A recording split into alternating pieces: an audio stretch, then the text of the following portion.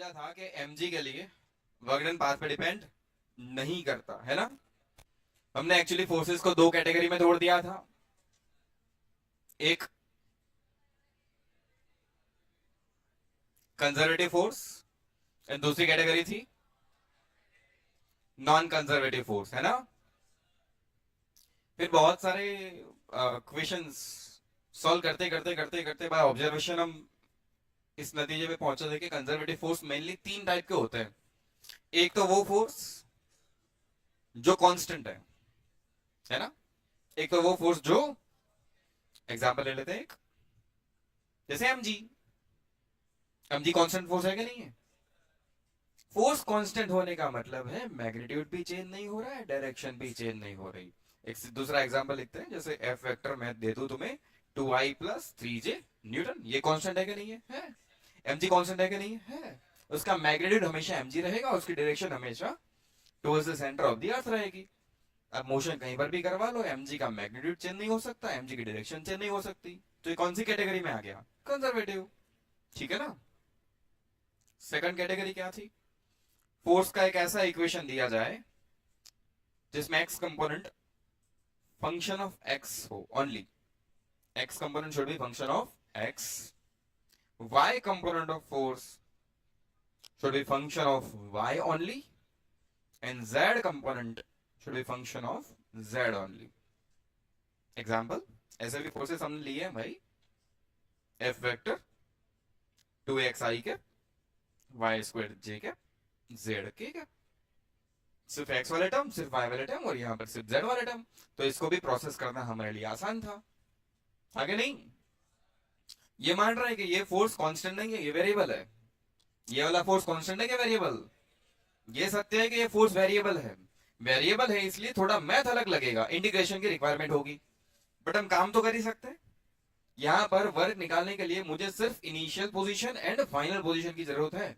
आप ए पॉइंट दे दो, B point दे दो, हम वर्क कैलकुलेट कर लेंगे। पाथ की कोई जरूरत है क्या इसमें, नहीं।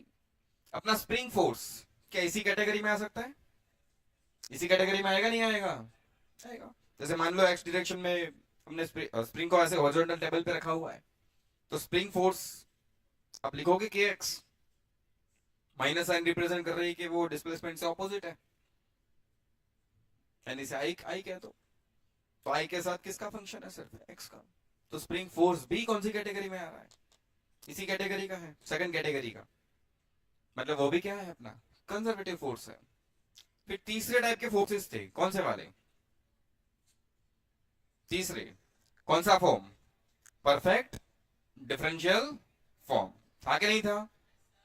फोर्स का ऐसा इक्वेशन जो परफेक्ट डिफरेंशियल हो, वो भी कौन सी कैटेगरी में आता था, कंजर्वेटिव। उसमें भी वर्क कैलकुलेट करने के लिए हमें पाथ की जरूरत नहीं पड़ी थी। इनिशियल पॉइंट फाइनल पॉइंट अगर हमें दे दिया जाए, हाँ मैथ थोड़ा अलग लगा था, मैथ चेंज हुआ था जरा सा, बट हमने वर्क तो कैलकुलेट कर ही लिया था। अगर आपको पाथ ना भी बताया जाए तो भी आप कंफर्टेबल हो, ऐसे क्वेश्चंस में भी आप वर्क कैलकुलेट कर सकते हो। कर भी लिया था हमने, तीन चार सवाल कर लिए होंगे हमने। जैसे इसका एक एग्जांपल ले लेते हैं, force vector 2xy cap plus x square J cap, क्या ये उस फॉर्म में है,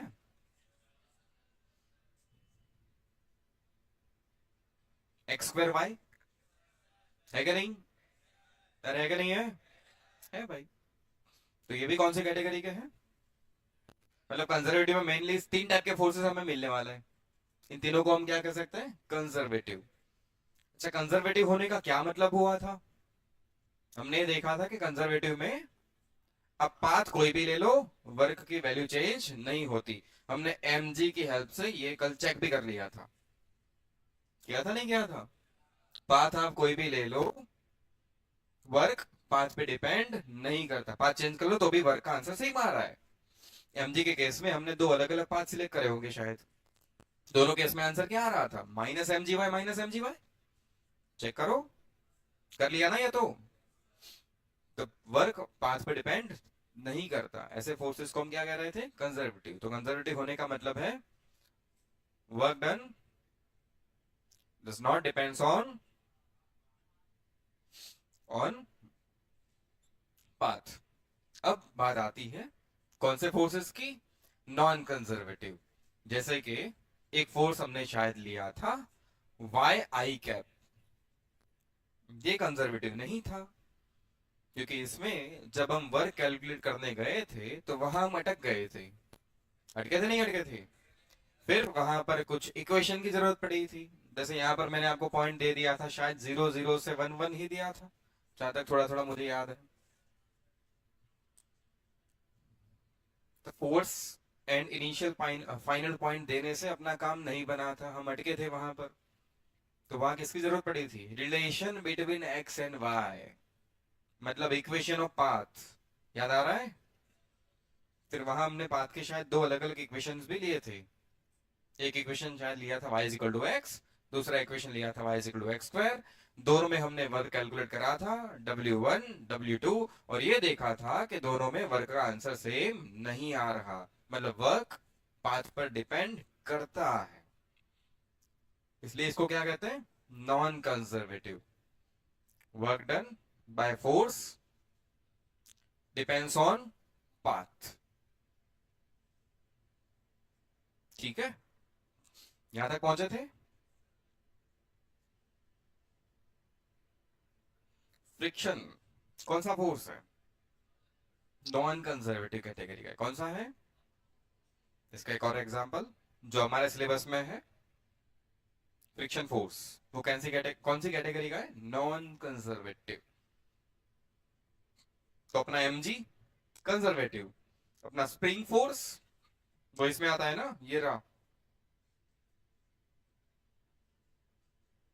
स्प्रिंग फोर्स कंजर्वेटिव। फिर आगे हम बढ़ेंगे फिजिक्स में, तो एक और फोर्स आने वाला है इलेक्ट्रोस्टैटिक फोर्स, वो भी कंजर्वेटिव। तो कंजर्वेटिव फोर्सेस में वर्क पाथ पे डिपेंड नहीं करता, नॉन कंजर्वेटिव फोर्सेस में वर्क पाथ पे डिपेंड करता। क्या अब आपको फोर्स का कोई इक्वेशन दिया जाए, आप वो इक्वेशन, फोर्स का इक्वेशन देख के आप पहचान लोगे कौन सा है कंजर्वेटिव या नॉन कंजर्वेटिव? अभी तक जितना भी हमने काम किया उतने काम से क्या आप फोर्स के इक्वेशन से डिटेक्ट कर लोगे कंजर्वेटिव या नॉन कंजर्वेटिव? इन तीन कैटेगरी में से कोई एक दिख जाए तो क्या मान लो? कंजर्वेटिव है। ठीक है। फ्रिक्शन कौन सा फोर्स है? Non conservative. Non conservative force में वर्क पार्ट पे डिपेंड करता है, पाथ चेंज कर दोगे वर्क चेंज हो जाएगा। जैसे कि एक एग्जांपल लेते हैं, चलो इसके ऊपर एक आध एग्जांपल और लेते हैं। जैसे मैं फोर्स तुम्हें दे दूं X square Y square I cap plus x square Y square J cap, ये वेरिएबल है कि constant? Variable constant. Conservative non conservative? क्या है? परफेक्ट डिफरेंशियल फॉर्म है? क्या ये ऐसा फॉर्म है? नहीं है। अब दिख रहा है नहीं है, तो ये कांस्टेंट नहीं है। फिर सेकंड कैटेगरी में भी नहीं आ रहा, मतलब आई के साथ सिर्फ एक्स का फंक्शन नहीं है, जे के साथ सिर्फ वाई का फंक्शन नहीं है, और ये भाई साहब परफेक्ट डिफरेंशियल भी नहीं है। तो ये कौन से हो गए? Non conservative. तो यहाँ वर्ग किसके ऊपर डिपेंड करना चाहिए? पाथ के ऊपर। तो चलो पाथ आपको ग्राफिकल फॉर्म में दिया गया, मान लो एक्स वाई, ऑब्जेक्ट 0 0 से पहले यहां गया, पॉइंट ओ से गया ए पर, ए है अपना A0 पर, कितना दूर? ए दूर। फिर ए से गया बी पॉइंट ए पर। एक पाथ तो ये हो गया, पाथ वन। पाथ वन क्या हो गया? O A B। Path two ये कह रहा हूं मैं, ये वाला सेकंड पाथ। पाथ टू क्या दिया गया? O से B। तो अब दोनों पाथ पे बताओ मुझे ऐसे डायरेक्टली, वर्क का आंसर सही माना चाहिए अलग आना चाहिए? अलग आना चाहिए। कैलकुलेट करके चेक करें? मैं करूं कि आप लोग ट्राई कर रहे हो? बताओ। फोर्स देख के समझ में आ गया नॉन कंजर्वेटिव कैटेगरी का है। तो दो अलग अलग पाथ दिए गए, ये लिख लिया था ना आप लोगों ने।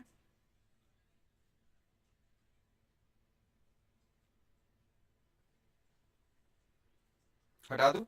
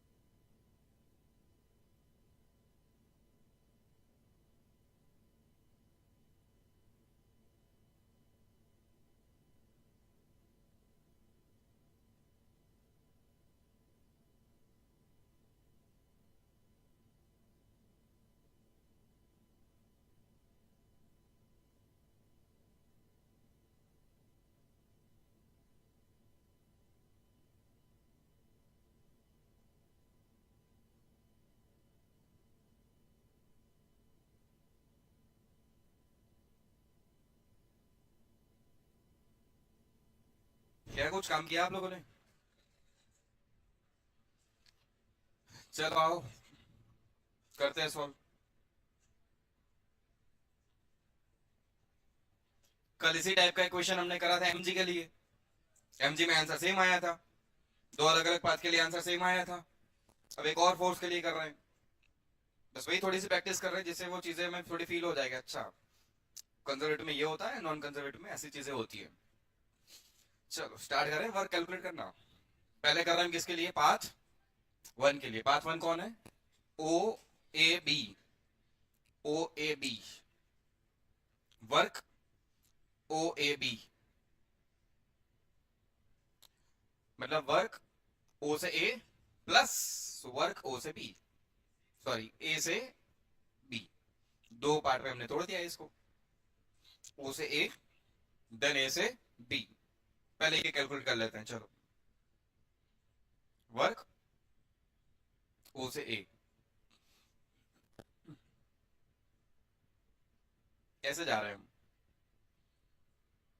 इक्वेशन क्या बनेगा? Integration F vector dot d r vector.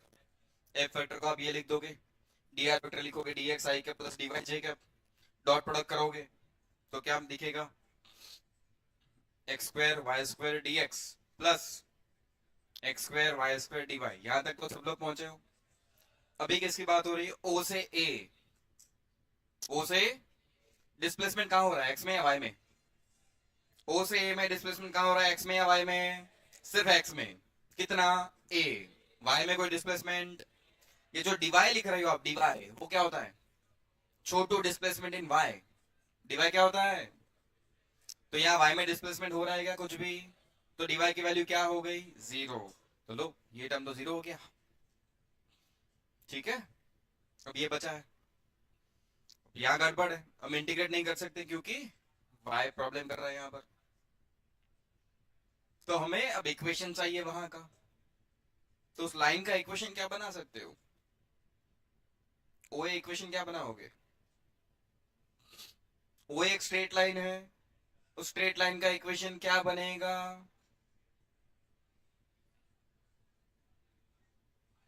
y is equal to zero. अरे बनेगा कि नहीं भाई? स्लोप जीरो है यार।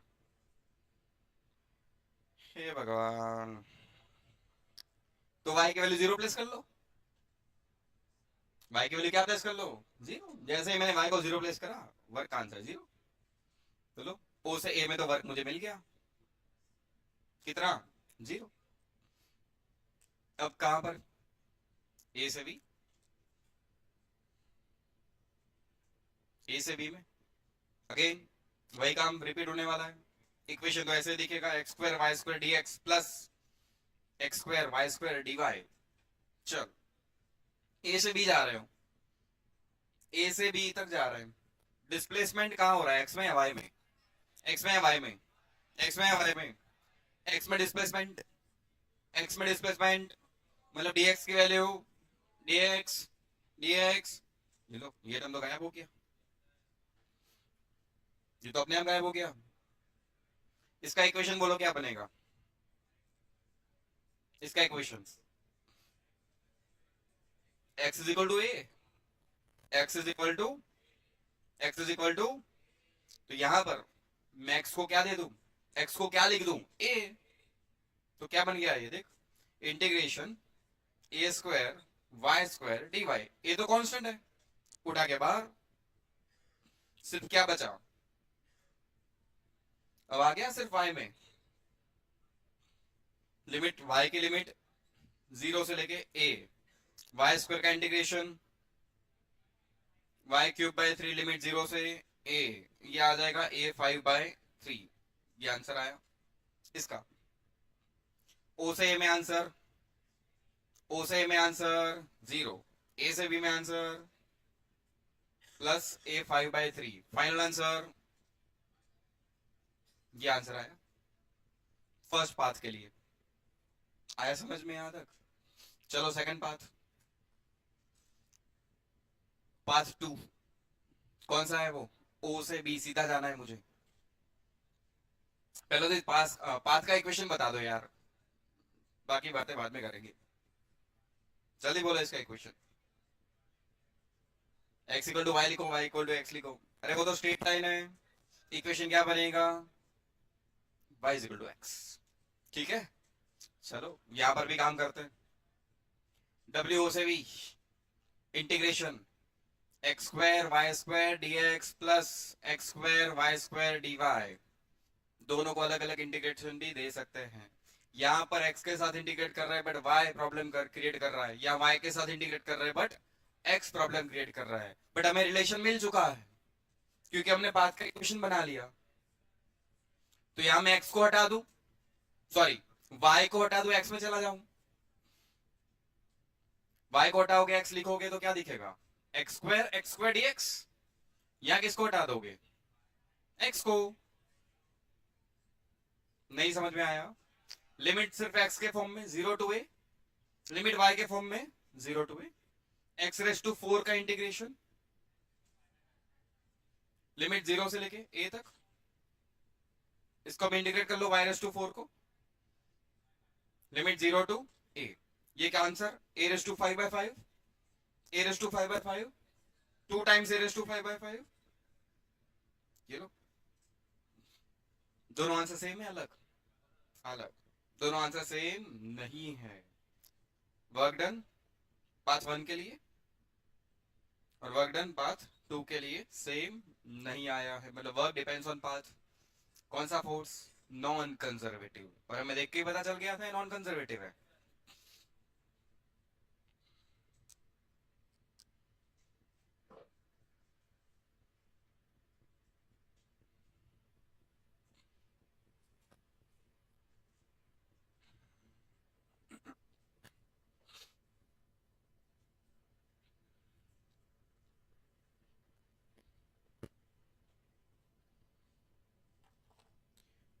तो क्लैरिटी आ रही है? कंजर्वेटिव फोर्स में वर्क पाथ पे डिपेंड नहीं करता, नॉन कंजर्वेटिव फोर्सेस में वर्क पाथ पे डिपेंड करता है। अपना mg कंजर्वेटिव होता है, स्प्रिंग फोर्स भी कंजर्वेटिव है। आगे भी कुछ कंजर्वेटिव फोर्स हम लोग सीखने वाले हैं। फोर्स को देख के अब हम बता सकते हैं कि कंजर्वेटिव है कि नहीं है। सही है? हो गया कॉपी?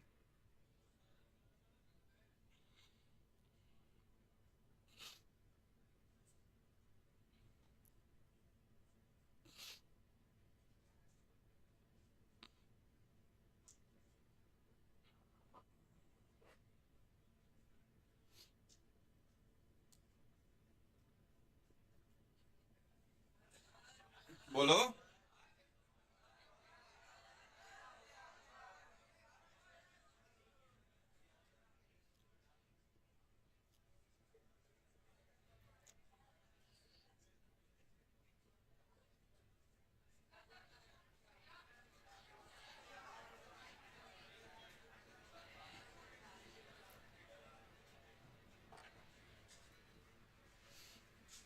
चलो, अब एक दो और अच्छे क्वेश्चन लेते हैं। बट उन क्वेश्चंस के लिए थोड़ा डेंसिटी के ऊपर डिस्कस कर लेते हैं। वैसे डेंसिटी के ऊपर डिस्कशन ना करें तो भी ये क्वेश्चन हो सकता है, बट थोड़ी एक्स्ट्रा इन्फॉर्मेशन पहले ले लेते हैं, फिर आगे बढ़ते हैं। ठीक है? जो एक्चुअली मास डिस्ट्रीब्यूशन है वो तीन टाइप का हो सकता है। एक लीनियर मास डिस्ट्रीब्यूशन। कैसा डिस्ट्रीब्यूशन? Linear mass distribution. मतलब ऐसे ऑब्जेक्ट्स की बात हो रही है जिसमें मास किसी एक लाइन पे डिस्ट्रीब्यूटेड है। जैसे कि पेन, ये मार्कर के लिए हम ये मान सकते हैं कि इस पे जो मास है वो इसकी लेंथ पर डिस्ट्रीब्यूटेड है। पूरी लेंथ पे आपके हाथ में जो पेन है उसमें जो मास है वो एक लेंथ पर डिस्ट्रीब्यूटेड है। कोई रिंग बना लो तो रिंग का जो पूरा मास होगा वो एक लेंथ पे डिस्ट्रीब्यूटेड है, जिस लेंथ की वैल्यू होगी 2πr। लेंथ की वैल्यू कितनी होगी? तो लिनियर मास डिस्ट्रीब्यूशन के लिए अगर हम एग्जांपल लिखे तो ये कह सकते हो आप, रोड या तो वायर या चेन, कुछ भी, रोड वायर चेन, ऐसे ऑब्जेक्ट्स जिसमें मास किस पर डिस्ट्रीब्यूट हो रहा है? किसी लेंथ पर डिस्ट्रीब्यूटेड है। फिर ये क्या है? रिंग। इसमें भी मास कहां डिस्ट्रीब्यूट हो रहा है? पूरे लेंथ पर। रिंग की लेंथ क्या लिखोगे? 2πr। अगर ऐसा कुछ मैं बना दूं तो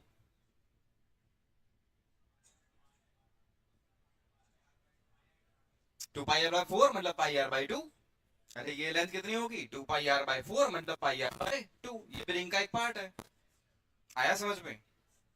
ये लो, लीनियर डिस्ट्रीब्यूशन एक कैटेगरी। दूसरी कैटेगरी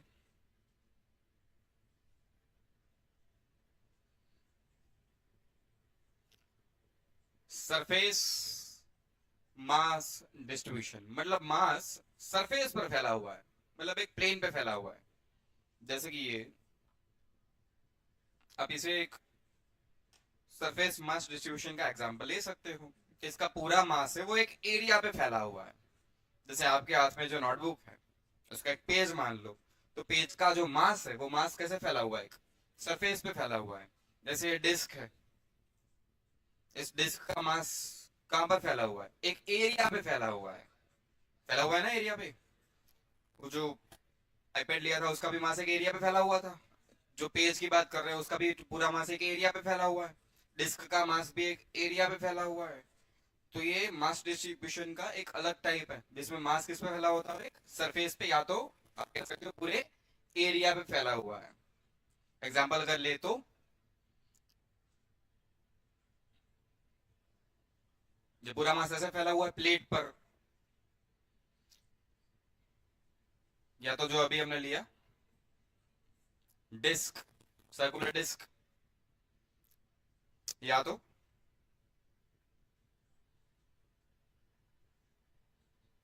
होलो स्फीयर। फुटबॉल, फुटबॉल का जो पूरा मास है वो अंदर भरा हुआ था कि सिर्फ सरफेस पर मान सकते हो? सरफेस पर। उसे क्या लिखोगे? होलोस्फेयर। उसे क्या लिखेंगे? होलोस्फेयर। या तो कभी कभी एक और वर्ड यूज किया जाता है इसके लिए, शेल। मतलब अंदर खाली है। मास अंदर नहीं है, मास सिर्फ पूरे एरिया पे फैला हुआ है। अगर स्क्वायर प्लेट मान ले तो इसका पूरा एरिया क्या लिखोगे, एल स्क्वायर।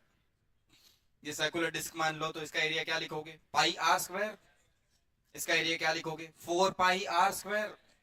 समझ में आ रहा है?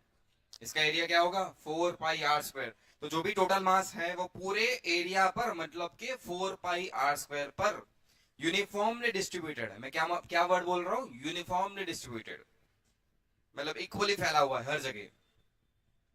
तो ये किसके एग्जांपल्स हो गए, सरफेस मास डिस्ट्रीब्यूशन के। फिर एक तीसरी कैटेगरी भी होती है मास डिस्ट्रीब्यूशन की, जिसमें मास पूरे वॉल्यूम पे फैला हुआ है। Volume mass distribution. कैसा डिस्ट्रीब्यूशन मास का, वॉल्यूम, जिसमें मास कहां पर फैला हुआ है, पूरे वॉल्यूम पे। एग्जांपल जैसे कि क्यूब ले लो, ब्लॉक, क्यूब, सॉलिड अंदर से भरा हुआ, मास पूरे वॉल्यूम में फैला हुआ है। स्फीयर ले लो, सिर्फ स्फीयर वर्ड लिखा हो कभी भी तो हम क्या मानेंगे, सॉलिड स्फीयर मानेंगे। इसे क्या मानेंगे, सॉलिड स्फीयर। अगर इनको कहना होगा अंदर से खाली तो वो कहेंगे होलोस्फीयर या तो शेल। सिर्फ स्फीयर लिखा हो तो हमें क्या मान के चलना है, भरा हुआ है, सॉलिड बात हो रही है। अगर खाली स्फीयर की बात करनी होगी तो वर्ड क्या लिखा जाएगा, होलोस्फीयर या तो शेल। स्फीयर वर्ड लिखा हो तो हमें क्या मान के चलना है, सॉलिड की बात हो रही है। ठीक है, तो यहां पर मास पूरे वॉल्यूम में फैला है। जैसे इसका वॉल्यूम आप क्या लिखोगे, L cube, side length L मान लेते हैं। इसका वॉल्यूम क्या लिखोगे, 4/3 पाई आर क्यूब। तो मास पूरे वो 4/3 पाई आर क्यूब वॉल्यूम में यूनिफॉर्मली डिस्ट्रीब्यूटेड है। आया समझ में ये, क्या नहीं आया? चलो, फिर तीन तरह के डिस्ट्रीब्यूशन है तो तीन तरह की डेंसिटीज होती है। पहली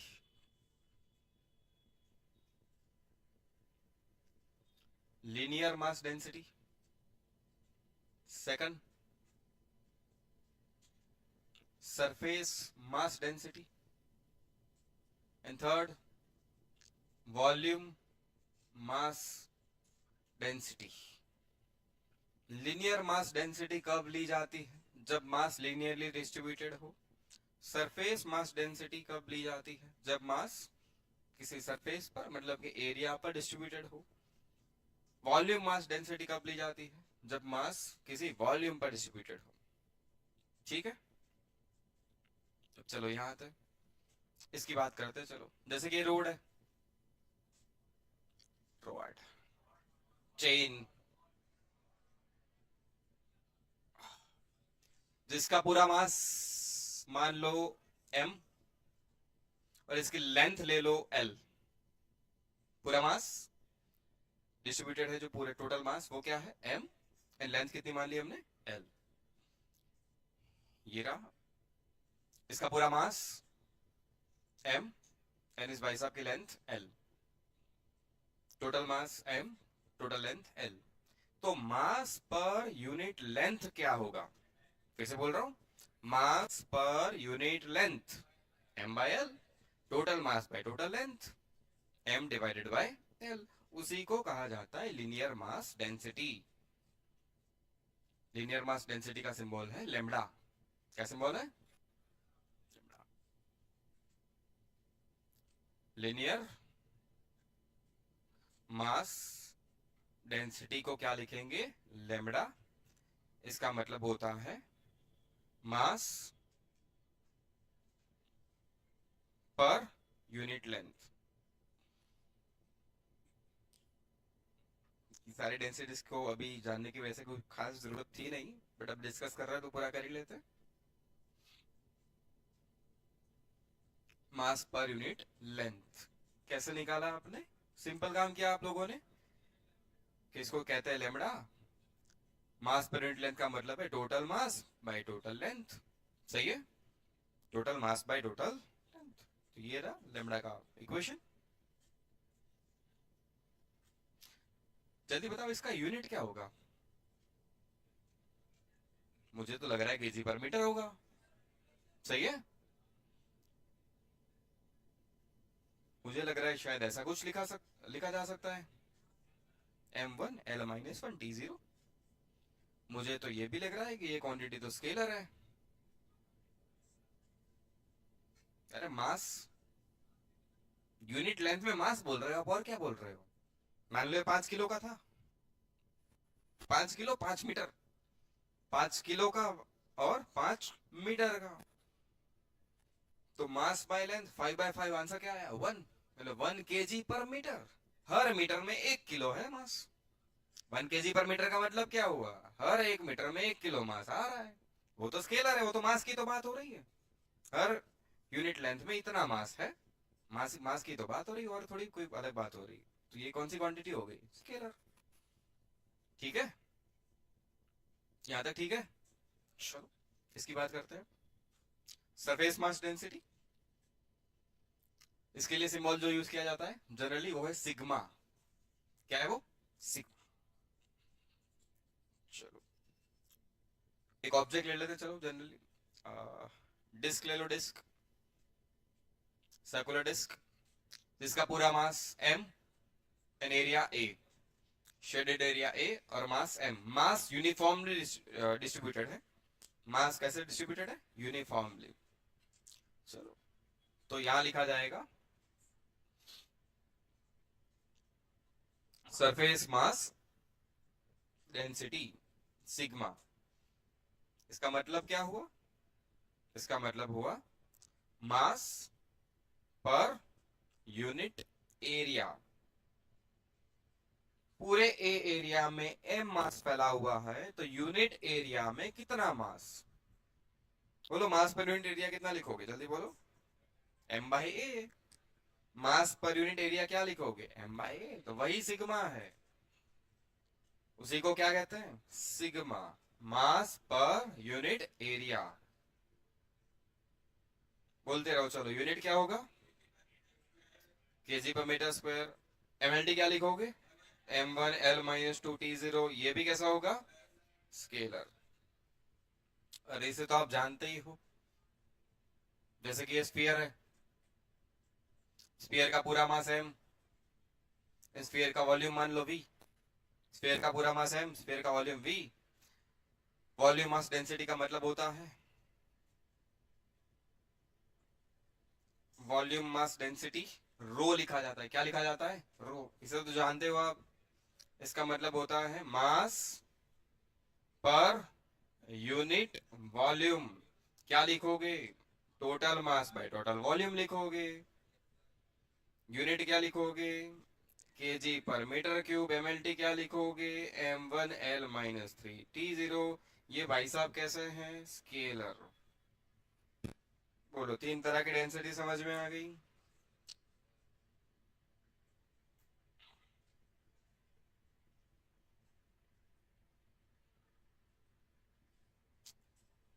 अगर मास किसी लेंथ पे फैला हुआ है तो हम लेमड़ा को यूज कर सकते हैं, मास एरिया पे फैला हुआ है तो हम सिग्मा यूज करेंगे, मास वॉल्यूम पे फैला हुआ है तो हम रो यूज करेंगे।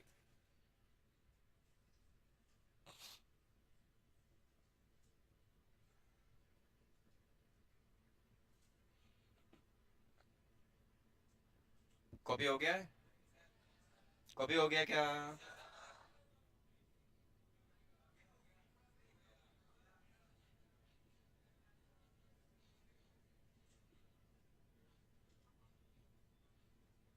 कुछ और बातें सीखते आओ। ये कौन सा डिस्ट्रीब्यूशन है? लिनियर। कौन सी डेंसिटी यूज करोगे? लेमड़ा सिग्मा रो। अच्छा, कब कौन सी डेंसिटी यूज करनी है वो हमें कैसे पता चलेगा? ऑब्जेक्ट देख के। कैसे पता चलेगा? ऑब्जेक्ट देख के। जैसे ये ऑब्जेक्ट है, बोलो लेमड़ा यूज करोगे, सिग्मा यूज करोगे, रो यूज करोगे? लेमड़ा। तो इसके लिए मास डेंसिटी क्या लिखी जाएगी? लेमड़ा। क्या लिखोगे? Total mass by total length. Total mass bye, इसका मतलब क्या है लेमड़ा का? मास पर यूनिट लेंथ। मास पर, मास पर।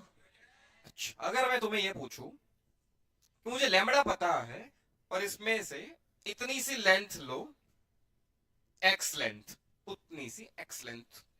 तो इतने एक्स लेंथ में कितना मास होगा? Lambda into x. मुझे मास डेंसिटी पता है लेमड़ा, लिनियर मास डेंसिटी मैं जानता हूं लेमड़ा। लेमड़ा का मतलब क्या है? मास पर यूनिट लेंथ, मतलब यूनिट लेंथ में कितना मास है लेमड़ा। तो एक्स लेंथ में कितना होगा? X lambda. नहीं समझ में आया? मतलब आप ये काम कर रहे हो, देखो, length and mass, unit length में कितना मास, लेमड़ा का मतलब क्या है? मास पर यूनिट लेंथ। यूनिट लेंथ में कितना मास? लेमड़ा के बराबर। यूनिट लेंथ में कितना मास? लेमड़ा। तो तुमने कितनी लेंथ ली है? एक्स। एक्स लेंथ में कितना मास? X lambda. आया नहीं समझ में? तो मास इन लेंथ एक्स कितना आ गया? Lambda into x. आया कब समझ में? आया? जनरली हमें जो रिक्वायरमेंट आगे आने वाली है उसकी भी बात अभी कर ही लेते हैं। बहुत अच्छे। जनरली हम जब काम करेंगे तो हम एक्स लेंथ नहीं लेंगे, हम लेंगे छोटी सी लेंथ dx। ये क्या है dx? छोटू लेंथ। हमें ये रिक्वायरमेंट ज्यादा रहने वाली। dx क्या है? छोटू लेंथ। यूनिट लेंथ में कितना मास? लेमड़ा। तो dx जितनी छोटी सी लेंथ में कितना मास? लेंथ छोटी तो मास भी छोटा लिखेंगे dm। लेंथ छोटी तो मास भी छोटा लिखेंगे dm। तो dm क्या लिखा जाएगा बोलो? लेमड़ा इंटू छोटी लेंथ dx। इन शॉर्ट, अगर तुम्हें लेमड़ा पता है और तुझे मास चाहिए कितनी भी लेंथ का, तो तुम क्या करोगे? लेमड़ा इंटू वो लेंथ कर दोगे। लेमड़ा क्या है? मास पर यूनिट लेंथ। लेमड़ा क्या है? अगर मैं तुम्हें कह दूं कि लेमड़ा की वैल्यू है 1 kg पर मीटर, लेमड़ा की वैल्यू, तो बोलो 2 मीटर में कितना मास, क्या करोगे? 1 kg पर मीटर, तो 2 मीटर में 2 kg। सिंपली क्या करा मैंने? 2 से मल्टीप्लाई करा है। मतलब जब हमें लेमड़ा पता है और मुझे मास निकालना है किसी भी लेंथ का, तो मैं लेमड़ा के साथ लेंथ को मल्टीप्लाई कर दूंगा, मुझे मास मिल जाएगा। नहीं समझ में आया? ऐसे केस में जैसे प्लेट है, मास m है, एरिया a है, total mass m, total area a, total mass m, total area a। तो यहां पर क्या लिखोगे? लेमड़ा सिग्मा के रो सिग्मा। क्या लिखा जाएगा? Total mass by total area. Sigma का मतलब क्या होता है? मास पर यूनिट एरिया। सही है? सिग्मा का मतलब क्या होता है? मास पर यूनिट एरिया। मुझे जो आगे जाके जरूरत पड़ने वाली है वो क्या होगी कि इसमें एक छोटा सा पार्ट अगर हम ले लें जिसका छोटू एरिया है dA, तो इस छोटू एरिया में छोटू मास dm क्या होगा? तो सिग्मा है मास पर यूनिट एरिया। सिग्मा क्या है भाई? तो हम ऐसी कैलकुलेशन कुछ करेंगे, एरिया लिखेंगे, मास लिखेंगे, यूनिट एरिया में कितना मास, सिग्मा। तो बोलो इतने छोटे से डीए एरिया में जो मास है डीएम, उसकी वैल्यू क्या होगी? बोलो सिग्मा डीए हुआ कि नहीं हुआ? इन शॉर्ट हम तो ये कर देंगे अब कि मुझे डीएम मास चाहिए डीए जितने एरिया में, तो मैं सिग्मा के साथ वो एरिया मल्टीप्लाई कर दूंगा जितने एरिया में मुझे मास चाहिए। सिंपल है। लेमड़ा के साथ आप लेंथ मल्टीप्लाई कर लोगे, सिग्मा के साथ एरिया मल्टीप्लाई कर लो। तो बताओ रो के साथ क्या मल्टीप्लाई करोगे? वॉल्यूम।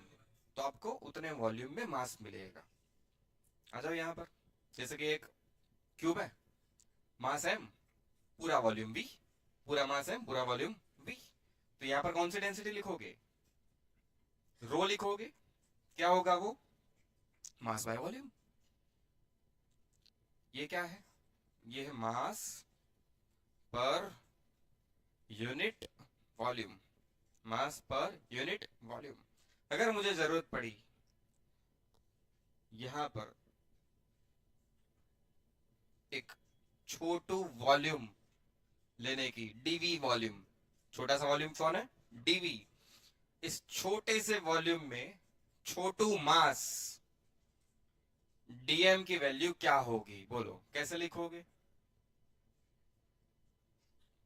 तो यही कैलकुलेशन हम मन में करेंगे कि भैया वॉल्यूम है और मास है, यूनिट वॉल्यूम में कितना मास, रो, मास पर यूनिट वॉल्यूम क्या है, रो, यूनिट वॉल्यूम में कितना मास, रो। तो ये कितना वॉल्यूम है, छोटू वॉल्यूम, डीवी, डीवी जितने छोटे वॉल्यूम में छोटू मास, डीएम क्या होगा, तो डीएम क्या आ गया बोलो, rho into DV. In short हम यही करेंगे, छोटा सा मास डीएम चाहिए तो रो के साथ वो वॉल्यूम मल्टीप्लाई कर लो। आया समझ में अब? तो लेमड़ा के साथ लेंथ मल्टीप्लाई करो, उतने लेंथ का मास मिल जाएगा, सिग्मा के साथ एरिया मल्टीप्लाई कर लो, उतने एरिया का मास मिल जाएगा, इन रो के साथ वॉल्यूम मल्टीप्लाई कर लो तो उतने वॉल्यूम का मास मिल जाएगा। मैं DM, D, DX, DA, DV ऐसा क्यों लिख रहा हूं, क्योंकि आगे जरूरत ऐसी पड़ने वाली है।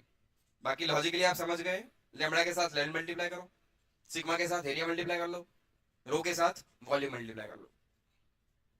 तीन तरह की डेंसिटी समझ में आई? ठीक है, टॉपिक चल रहा था तो पूरा कर दिया। इस चैप्टर में उतनी खास जरूरत नहीं पड़ने वाली इसकी, आने वाले चैप्टर में ज्यादा जरूरत पड़ेगी। खा लो अभी जल्दी, चलो खा लिया। आज का काम क्या है, जो बचे कुछ क्वेश्चन है उसको खाना है, ठीक है।